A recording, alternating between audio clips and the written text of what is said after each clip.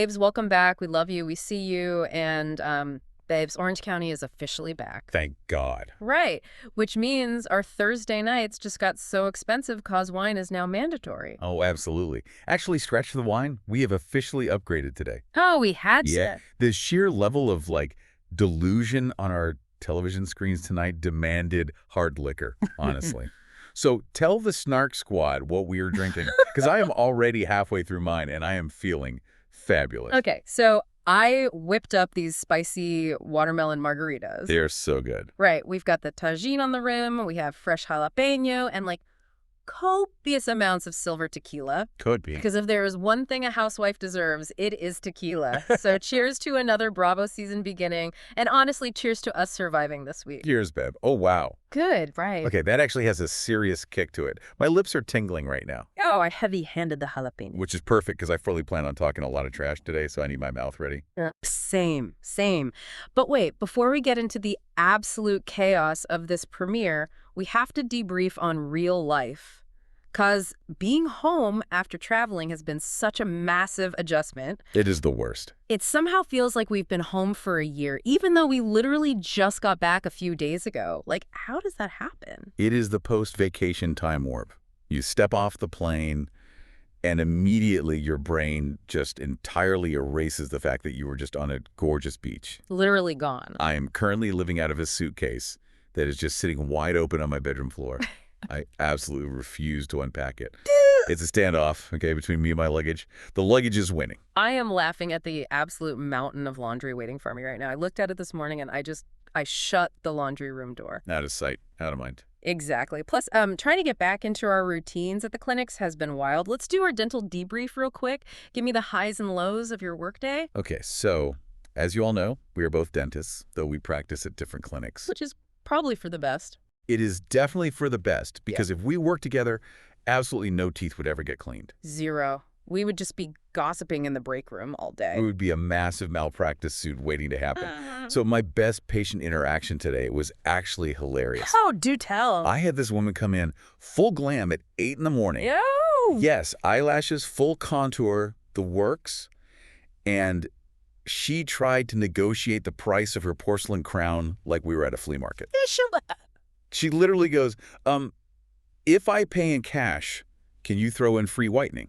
Oh my God, what did you say? I just stared at her and I was like, man, this is a medical facility, not a Honda dealership. Stop. You did not. I did. It was the funniest moment of my week. The absolute audacity is inspiring, honestly. Good for her for trying though, right? I mean, I guess. But the biggest challenge was my 2 p.m. appointment. This guy had the worst gag reflex I have ever seen in my entire professional career. Oh, I hate that. It makes me sweat. I was sweating through my scrubs. I brought the mirror within 3 inches of his face, and he just started dry heaving. Oh, poor guy. You have to move so fast, but also so gently. It's literally like diffusing a bomb inside someone's mouth. Exactly. What about you? You at the clinic, T. How's your day? Okay, my best patient interaction was this really sweet older gentleman who brought me a box of homegrown tomatoes from his garden. Oh. Because he remembered me saying 6 months ago that I wanted to make homemade salsa. It was so pure. I actually got a little emotional. Babe, you get emotional at Subaru commercials. I do. I have a big heart. But my biggest challenge and also the funniest moment was right after that. I had a patient who just would not stop talking. Oh, the talkers are tough. Which is fine. I mean, I love a chatty patient, but I Yeah. literally had my hands, a suction tube, and a high-speed drill in her mouth. Right. Look, maybe let's pause the chat. And she was trying to tell me the entire plot of her neighbor's divorce. I'm just nodding and saying, uh-huh, while she's literally gargling out accusations about alimony. People treat the dental chair like a confession booth. It's a psychological phenomenon we really need to study. Are you looking forward to doing absolutely nothing this weekend? Yes. Well, not nothing. I mean, I am spiraling into my newest obsession, which is apartment decorating. Oh, boy. I'm trying to finish the guest room and the living room, and I am fully losing my mind. You have been buying the most random things. You are a maximalist to your absolute core. I am. I fully admit it. I love textures. I love layers. I want my apartment to look like a cozy, slightly chaotic boutique hotel. Chaotic is the key word there. But the tiny purchases that somehow cost hundreds of dollars are destroying my budget. I went to buy a woven storage basket for my extra blankets yesterday. Okay. Why is dried grass woven into a circle $85? Because they know millennials will pay for the aesthetic of hiding their mess. This is exactly why I am a minimalist. Yes, don't start. My apartment is clean lines, neutral colors, and absolutely no clutter. I don't buy things that don't serve a distinct functional purpose. Which is why your apartment looks like Patrick Bateman lives there. It's terrifying. It's so cold. It's chic. You just don't understand restraint. We were debating this in the group chat yesterday. Throw pillows. I love my throw pillows. I have, what, 7 throw pillows on your sofa? 8, actually. 8? You have to physically move them just to sit down? Throw pillows are secretly a luxury tax on women. They are not. The industry has convinced you that your couch is completely naked unless it is smothered in $50 velvet squares. It's called creating an inviting environment. And honestly, I have somehow become the kind of adult who gets genuinely, heart-palpitatingly excited about a good lamp. A lamp. I found this brass floor lamp with a fluted glass shade, and I swear I stared at it online for an hour. We are officially old. We're out here romanticizing storage baskets and floor lamps. It happens to the best of us. But babes, enough about our own renovations. Orange County is back, the tequila is poured, and these housewives wasted absolutely no time bringing the drama. It's season 20. 20 seasons. I want everyone listening to take a second and think back to exactly what you were doing 20 years ago. It's 2006. Oh my God, 2006. You're probably listening to an iPod Nano. You were snapping open a silver Motorola Razr to text your friends. T9 word, baby. You are definitely wearing a layered polo shirt situation, probably with both collars popped. I had chunky blonde highlights that looked like literal zebra stripes. It was a very dark time for my hair. And on television, reality TV was still in its awkward experimental infancy. But in 2006, this little show about behind-the-gates suburban moms in Southern California premiered. And it accidentally changed pop culture forever. It really was an accident. Yeah. If you go back and watch season 1, it feels like a low-budget indie documentary. Right. No one, not the producers and certainly not the women themselves, knew they were laying the foundation for a global television empire. They were just showing off their terrible fashion and their weird marriages. The premiere episode visually hits you with the sheer weight of that 20-year history right out of the gate, that opening montage. I got actual chills. It is so nostalgic. They show this grainy, almost home video quality footage from 2006. Yeah. You see the early 2000s fashion, like the literal sky tops, the backyard water features that look like slightly tacky resort pools, the French manicures. The thick French manicures. Yes. And then they contrast it with the ultra HD, meticulously lit, hyper-glamorous footage of today. It's a brilliant editorial choice because it establishes the theme immediately. The aesthetics have completely transformed. They have glam squads now, the lighting makes them look poreless, the houses are modern fortresses. But the core formula remains exactly the same. It is still fundamentally about wealthy, insecure women having petty squabbles and expensive zip codes. Exactly. But there is one massive shift. The foundation of the show has completely changed because the fourth wall is completely gone. And honestly, it is about time. We need to unpack the death of the fourth wall because it is the most fascinating part of modern reality TV. Oh, totally. The fourth wall being that invisible barrier between the audience and the performers, where the performers pretend they aren't on a TV show. Like in the early seasons, they tried so hard to pretend the cameras weren't there. Right. They would argue about who wasn't invited to a dinner party or who made a snide comment at a local charity event. The conflict existed entirely within the vacuum of the show's universe. But now, the drama no longer exists in a vacuum. Not at all. The conflicts driving the season premiere stem entirely from off-camera meta-reality platforms. It is wild. They are fighting about things that happened at BravoCon. Things said on podcast interviews. Exactly. And comments made on their own spin-off podcasts and drama from a completely different crossover spin-off show. Which is so crazy. Being a reality star is no longer something that happens to them while they live their normal lives. Being a reality star is their actual full-time job. The show is finally acknowledging that their workplace includes podcast studios, fan conventions, and press tours. Which I honestly love. But I want to ask you, because you're so analytical, does breaking the fourth wall ruin the illusion for you as a viewer? Or does it actually make the show more authentic? Because we are finally acknowledging their real reality. It's definitely a double-edged sword. On one hand, you lose that voyeuristic feeling of peering into a wealthy housewife's private life. Right. We aren't watching them pack lunches for their kids anymore. But on the other hand, it forces a new kind of authenticity. Oh, totally. You can't pretend you're just a bored housewife when the audience knows you're a media mogul orchestrating your own PR campaigns on Twitter.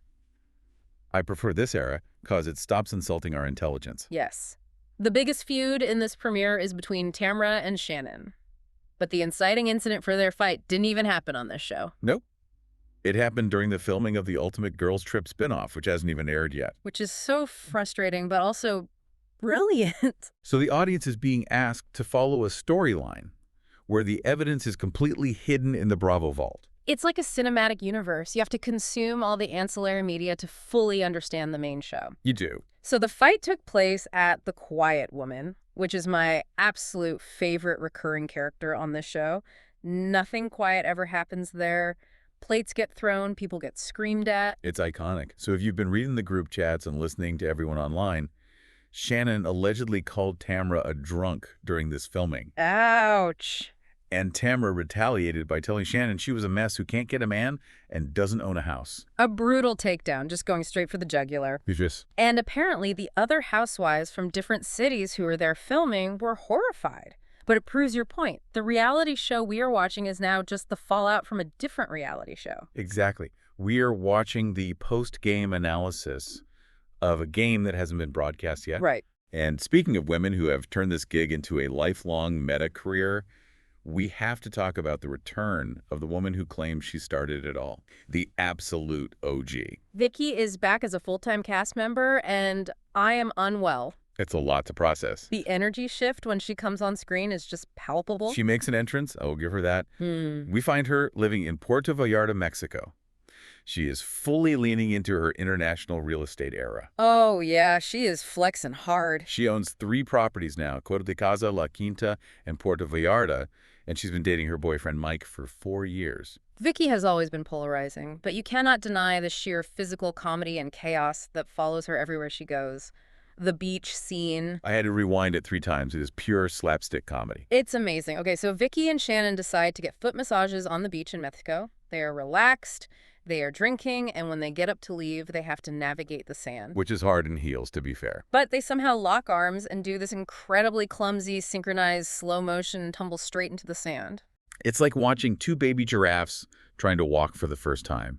They just entirely collapse under their own weight. I was crying, laughing. It provides necessary levity up a soul. The show can get so dark, but Vicki falling over is a universal language of comedy. It really is. But beneath the comedy of that scene, there is this bizarre geopolitical irony that everyone online is having an absolute field day with. Vicki is currently stuck in Mexico. Yes. She is literally unable to leave the country because she is waiting on a permanent residency visa. And we have to just report on what the internet is saying because it's objectively fascinating. Oh, it's hilarious. Right, and we are absolutely not taking a political stance here, but the group chats were pointing out the profound irony. It's widely speculated online that Vicki leans pretty far right politically. Right. So people are finding it deeply ironic that she is essentially trapped across the border, acting as an undocumented immigrant waiting on the Mexican government to process her visa. Like we said, we aren't taking a political stance, obviously, but the optics are incredible.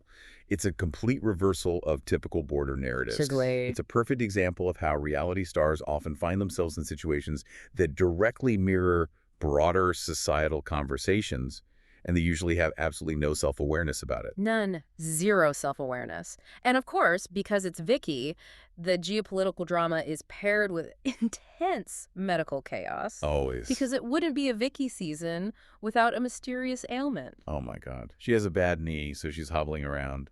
And then she casually reveals she just had a cyst removed. Oh, the visual. The scene where her boyfriend's daughter, Olivia, has to help stick a maxi pad under Vicki's armpit because the wound is bleeding through her clothes right before a party. It's a lot. I was screaming. I felt so bad for her. But also, only Vicki would be taping a maxi pad to her armpit while getting ready for a glam event. It is glamour immediately undercut by bodily reality. But the most revealing moment from Vicki, from like a psychological standpoint, is how she rationalizes her shifting alliances this season, specifically with Tamra. The sepsis quote. Okay. Vicki is known for holding epic grudges. She will hold a grudge for a literal decade. She will take it to her grave. But this season, she claims she has let go of her anger towards Tamra. And her reasoning, she literally says on camera, "I had sepsis that went to my brain." Which is quite the claim. And implies this medical trauma changed her personality and made her more forgiving. Let's be analytically honest for a second. This is a fascinating defense mechanism. Really? How so? Reality stars have to constantly shift alliances to keep the show interesting and to stay employed. If you refuse to film with someone, you get fired. Oh, that makes sense. So she needs to make up with Tamra. But she also has to justify this sudden shift to the audience so she doesn't seem like a complete hypocrite. So sepsis changed my brain becomes the ultimate get-out-of-jail-free card. It's genius in its absurdity. Like, I didn't forgive her because the producers told me to. I forgave her because a bacterial infection rewired my frontal lobe. She is pathologizing a casting requirement. She needs to be friends with Tamra to film scenes, so she attributes the reconciliation to a neurological event. It's a brilliant, if entirely delusional, reality TV strategy. I kind of respect the hustle, honestly. Like, whatever it takes to stay on the payroll. Speaking of payroll, while Vicki is securing her international real estate and battling sepsis-induced amnesia back in the OC, another cast member is securing a very different kind of rock. Gina. Gina is officially engaged to Travis. The proposal happened on a surprise family ski trip to Big Bear. Which is cute, but the ring is a massive problem. The ring became the main character of the episode. Yeah. Because the ring is fake. Wild. And Gina openly admits it. Travis had a cubic zirconia prototype engineered so that Gina could test drive the style before he committed to buying the real diamond. Which immediately triggered a massive class and etiquette debate within the cast, specifically spearheaded by Heather, who can smell poverty from a mile away. Heather's confessional about this ring is art. It belongs in the Louvre. It really does. She's looking at the ring, and she questions aloud if it's a lab-grown diamond or a natural diamond because, quote, "It looked a little rainbowy." A little rainbowy is a masterclass in passive-aggressive wealth signaling. It's lethal. Heather is using her extensive knowledge of luxury goods to undermine Gina's happy moment, while maintaining this facade of polite curiosity. She knows exactly what she is doing. She knew it was cubic zirconium before Gina even finished her sentence. Obviously. But I have a hot take on this. I actually think the prototype ring is brilliant. I'm sorry, what?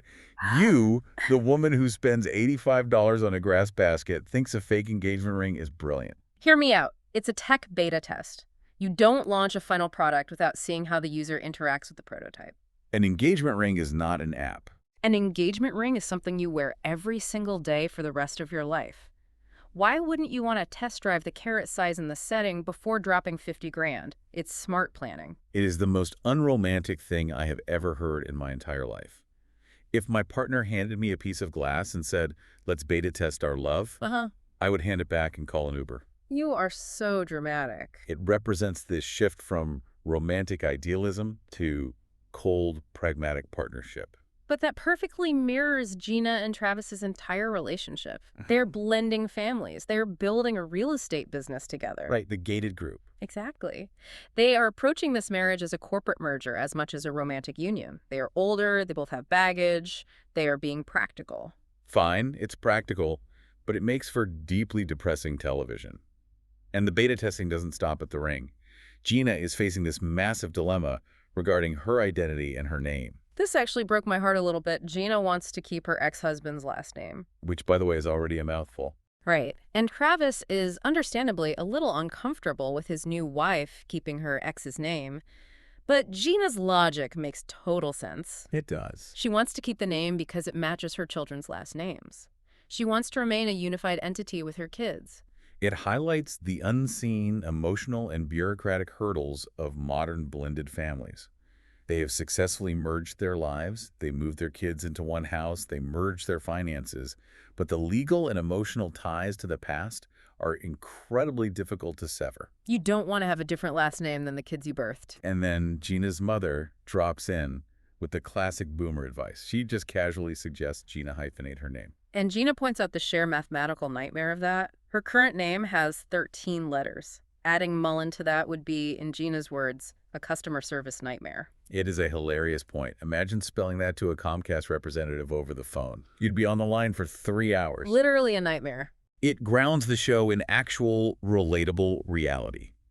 For all the wealth and glamour, dealing with customer service hotlines is a universal equalizer. Speaking of wealth and glamour, we have to transition to the absolute opposite of relatable reality.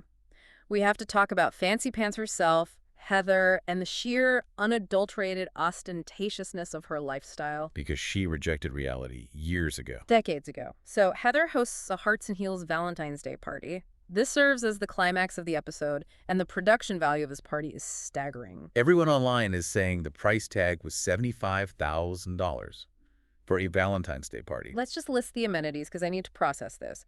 She had a custom perfume bar where you mix your own scent. Insane. A live tattoo station, Yep. a merch bar, like it's a Taylor Swift concert, a station where you literally go fishing for diamonds in a pool of water, and an ice luge. Which produced my favorite comedic moment of the night when the new cast member accidentally referred to the ice luge as an ice lube. I died. She called it an ice lube, and Heather had to quickly, and probably with a lot of internal horror, correct her. They could see Heather's eye twitch. Oh, she hated it. But behind the $75K ice sculptures and the perfume, there is a serious escalating tension brewing between Heather and Tamra. And this is where the off-camera machinations come back to haunt them. Yes. Jennifer, who is having an incredible season already, drops an absolute bombshell at the party. She is working for that paycheck. She really is. She pulls Tamra aside and reveals that Heather led a massive anti-Tamra vent session at a dinner that took place right after the previous season's reunion. A dinner that Tamra was conspicuously not invited to. So Heather was allegedly rallying the troops against Tamra the literal second the cameras went down. But the most fascinating part of Jennifer's reveal was a specific phrase Heather used to describe her relationship with Tamra. Oh, this phrase is going to haunt the entire season. Heather claims she puts Tamra in a box and views her as a, quote, historical friend. Historical friend. I am obsessed with this phrase. It is a sociological goldmine. It completely redefines the concept of friendship within their reality TV ecosystem. It sounds so cold, like you're a museum artifact. Like, oh, I keep Tamra in the archives. It is cold, but it's highly strategic. Think about what a historical friend means in Housewives terminology. Like someone you've known forever. More than that, it implies a workplace alliance based on seniority, mutual survival, and shared trauma, rather than genuine real-world affection. Oh, wow. Right. It's like you and a coworker who both survived 3 different terrible managers. You might not want to go to their house for Thanksgiving. You probably wouldn't call them if you were crying, but you will absolutely cover for them if they are late to meet them. You respect the shared history. Exactly. Oh, yeah. That is deep. Heather is compartmentalizing Tamra. She puts her in a box because she knows Tamra is an invaluable TV ally. Tamra understands how to make good television. They need each other to keep the ratings up. But Heather also knows Tamra is a highly dangerous real-life enemy who will use your secrets against you. Bingo! So you keep her close enough to survive the season, but safely boxed away from your actual vulnerable emotional life. It is Machiavellian workplace politics. Heather is the CEO of her own reality, but she isn't just dealing with Tamra. She also has a hilarious, incredibly petty side beef with Vicki at this party. The inherited wealth debate. Yes. So Vicki went on a podcast, again, the off-camera drama driving the on-camera story, and claimed that Heather and her husband inherited their money. Which is a massive insult to a self-proclaimed, self-made millionaire like Heather. Huge insult. Vicki's logic was allegedly that his brother, who was a famous musician, passed away and left the money. Right. But Heather aggressively confronts Vicki at the party to shut this down, and she does it loudly. She marches up in the middle of this party and points out that both of their mothers are still alive, so a traditional inheritance hasn't even happened. And then she loudly proclaims, gesturing to her massive estate, that their $40 million lifestyle was paid for by boobs. It's a phenomenal television quote. Paid for by boobs, put it on a t-shirt immediately. I want one. But it also speaks to the specific economy of Orange County. Her husband is a highly successful plastic surgeon, and Heather is reminding everyone that their wealth is entirely self-generated from the local industry of physical perfection. It's the ultimate OC flex. Like, I didn't inherit this, my husband built it one breast implant at a time. Only in Orange County is that considered a mic drop moment. But honestly, speaking of mothers being very much alive, this premiere actually spends a surprising amount of time diving into the complex dynamics between the housewives and their own changing families. It wasn't just all fighting and ice lubes. Generational shifts are a massive underlying theme this season. The show's been on for 20 years, which means we are seeing the life cycles of these women play out in real time. We watched them raise babies, and now we are watching them deal with empty nests and aging parents. It's crazy. Let's start with Heather. Her mother, Carol, has relocated from New York to Los Angeles. And Carol is this incredibly chic, Upper East Side, highly stoic woman. She is intimidating. She is not the warm baking cookies type of grandmother. She looks like she judges your outfit the second you walk in the door. Which creates immediate friction. There's a deeply tense conversation where Heather essentially confronts Carol about her lack of presence in her children's lives. Right. She asks her mother if she regrets missing the day-to-day milestones of her grandchildren. And Carol is completely unapologetic. She doesn't give Heather the tearful breakthrough or the apology she's fishing for.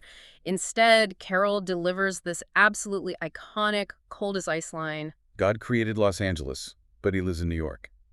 It is a devastating shutdown. It implies that California is fine for a superficial visit, but true culture and life exist in New York, and she wasn't willing to sacrifice her vibrant life for Heather's suburban one. Brutal. I kind of felt bad for Heather. You could see the inner child in her just wanting her mom to say, I'm sorry I wasn't there. See, I disagree completely. I think Heather is projecting her own insecurities onto her mother here. Wait, really? How so? Let's look at Heather's life.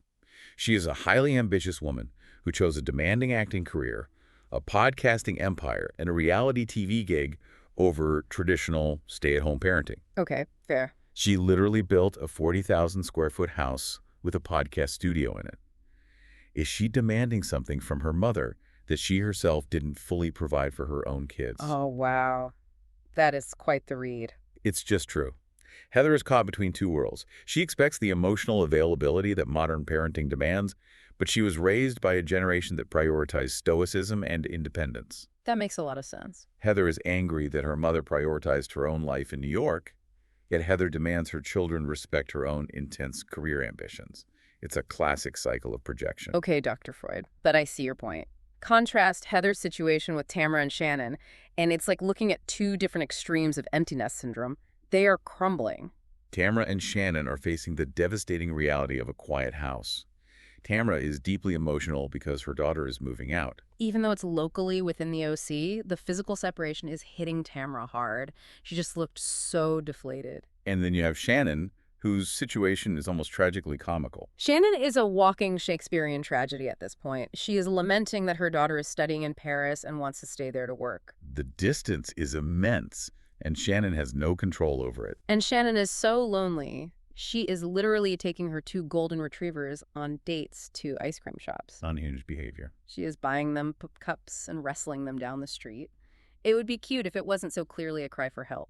And in classic Shannon fashion, the delusion peaks when she reveals she is consulting a dog psychic. I had to pause the TV. I literally could not believe it. A dog psychic. She paid a woman to read the minds of her golden retrievers. And the psychic told her that her dog needed a brother, which is why she got the second dog. So she is making major life and financial decisions based on a telepathic conversation with a canine.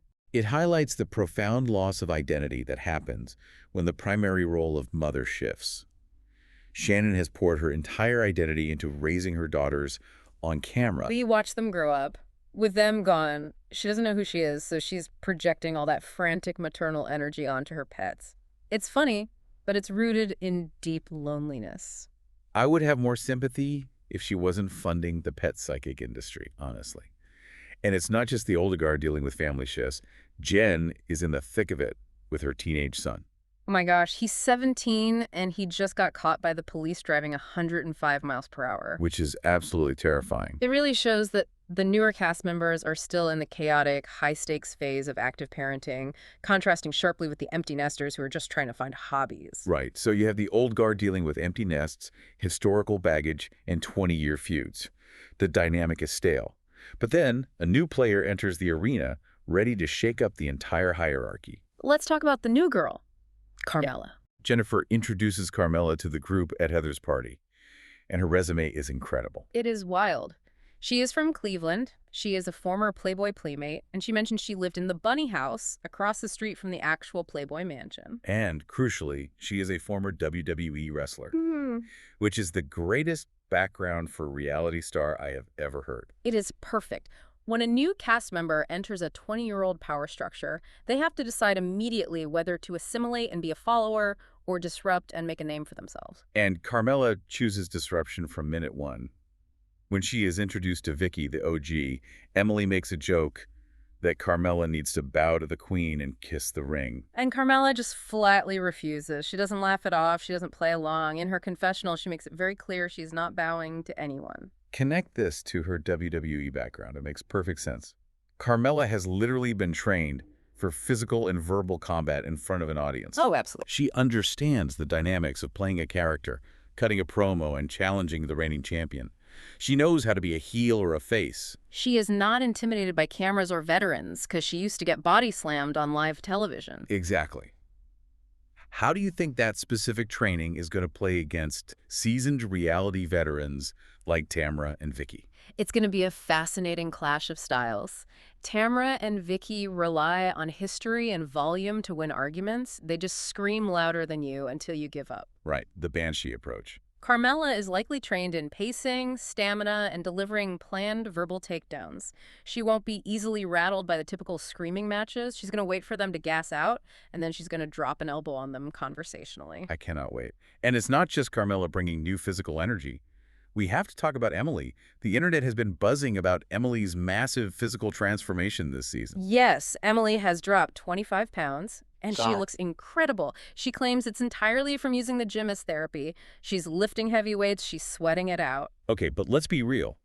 Everyone online is heavily speculating about Ozempic, given the current cultural climate in Hollywood and reality TV.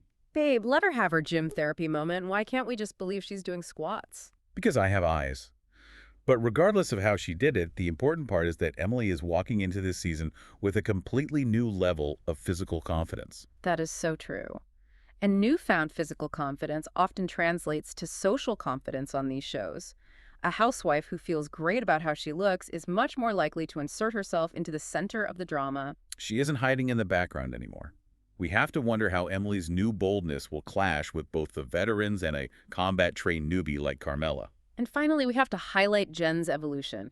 Everyone online was universally praising Jen for her performance in this premiere. They noted that in her 4th season, Jen has finally understood the assignment. She sure has. She isn't just reacting to drama anymore, she is actively orchestrating it.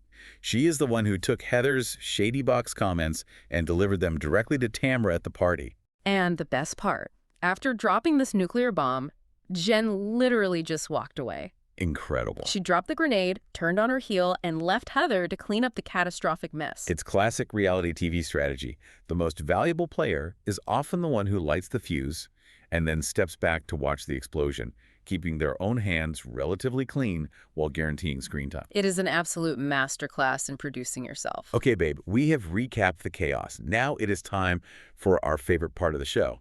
Let's get into the segments. Segment 1, Orange of the Week. Who owned this premiere? I have to give it to Jen for exactly what we just talked about. She understood the assignment, she moved the plot forward, and she looked amazing doing it. She is my Orange of the Week. I respect that, but my Orange of the Week is Heather. Really? I don't even like her that much, Yeah. but spending $75K on a Valentine's party with an ice lube and openly calling your castmate a historical friend is top-tier villain behavior. She is providing the lifestyle porn and the condescension we need. Fair enough. Segment 2, First Impression Report Card. We are going to grade these women based on entrance, fashion, shade, messiness, and overall premiere performance. Let's speed around this, Tamra. I'm giving Tamra a B-. The empty nest stuff was real, but she let Shannon get under her skin too much in the off-camera drama. I agree. B-. Shannon. The dog psychic is a bridge too far for me. It's too pathetic. See, I give Shannon an A for messiness. Taking your dogs on a date to an ice cream shop is avant-garde comedy. Vicki. A+. The beach fall alone secures the A+. That's the maxi pad. She gets an A+ for physical sacrifice. Gina. I'm giving Gina a B. I like the real estate storyline, but the fake ring is tough to defend, even for me. I give her a C-. Beta testing a marriage is bleak. Heather. A for fashion and shade. The rainbowy comment was lethal. Solid A, Emily. B+. She looks great, but I need to see her get in the mix more. Agreed. B+. Jen. A, MVP pot stirrer. A. And finally, Carmela. A for entrance. Refusing to bow to Vicki is legendary. I give her an A as well. High hopes for the wrestler. Segment 3, who's already lying? Discuss which storylines feel authentic and which ones already have you raising an eyebrow. Who is lying? Vicki is lying. The sepsis quote. I do not believe for 1 second that a medical issue cured her of her resentment towards Tamra. She looked at her bank account, realized she needed Bravo checks, and decided to play nice. It is a financial reconciliation, not a medical one. You are so cynical, but you are probably right. I think Heather is lying about not caring what her mother thinks. That scene was dripping with unresolved childhood trauma. She was desperate for her mom's approval, but she played it off like she was just intellectually curious about her mom's choices. Completely agree. Okay, final segment. Season 20 predictions. I want your biggest prediction. A friendship that won't last, a future feud, your MVP, and one completely chaotic prediction. Go. Okay, biggest prediction, Carmela is going to make someone cry by episode 4. Friendship that won't last, Gina and Heather. Heather cannot hide her disdain for Gina's cubic zirconia lifestyle. Future feud, Emily and Jen. I think Emily's new confidence is going to rub Jen the wrong way. Ooh, good one. MVP, Tamra, because she always claws her way back to the top. Chaotic prediction, Shannon ends up marrying the dog psychic. I am screaming. If Shannon marries the dog psychic, I will buy you a new throw pillow. Yeah. Okay, my biggest prediction, the historical friend comment causes a permanent fracture between Heather and Tamra that splits the entire group into 2 distinct alliances. Friendship that won't last, Vicki and Tamra. The sepsis will wear off. The sepsis will wear off. Future feud, Carmela versus Heather. Working class wrestler versus pretentious wealth. MVP, Jen. Chaotic prediction, Travis proposes again with a real ring, but Gina rejects it because she's too stressed about hyphenating her name. Both of those chaotic predictions honestly feel entirely plausible on this show. So let's bring this all together. What does this massive 20th anniversary premiere really tell us? It proves exactly why Orange County has survived for 2 decades. The show successfully executes a very difficult balancing act. On one side, you have the deep, genuine history of women dealing with very real human experiences like aging bodies, empty nests, the trauma of shifting family dynamics, and the loneliness of divorce. But on the other side, they perfectly balance that humanity with the absurd manufactured drama that we crave. The $75,000 Valentine's Day parties, the fake prototype engagement rings, and the meta beefs generated on podcasts. It is high camp mixed with genuine pathos. And it really makes you think about your own life, right? Whether you are starring on a reality TV show or just navigating your own friend group, figuring out the difference between a historical friend you just survive with and a true friend you actually trust is something we all have to face. It's a universal theme wrapped in a very expensive, very dramatic package. I want to leave everyone with a final thought to mull over. We started by talking about the death of the fourth wall. But think about this. If a reality show relies entirely on us knowing about the off-camera podcast, the lawsuits, and the social media beefs just to understand the on-camera story, is it still a reality show? Oh, wow. Or has it just become a live-action commentary of the internet? The fourth wall isn't just broken, it's been paved over. Ooh, I love that, paved over. Snark Squad, we want to hear from you. Jump in our DMs or the comments. Who stole the premiere for you? Which housewife are you rooting for already? And most importantly, what's one thing in your home you spent way too much money decorating? Validate my throw pillow addiction, please. Thank you, babes, so much for listening. We love breaking down this chaos with you. Don't forget to subscribe, leave a 5-star review, and share this with another Bravo-loving babe. Stay shady, stay fabulous, and we'll see you on the Snark side.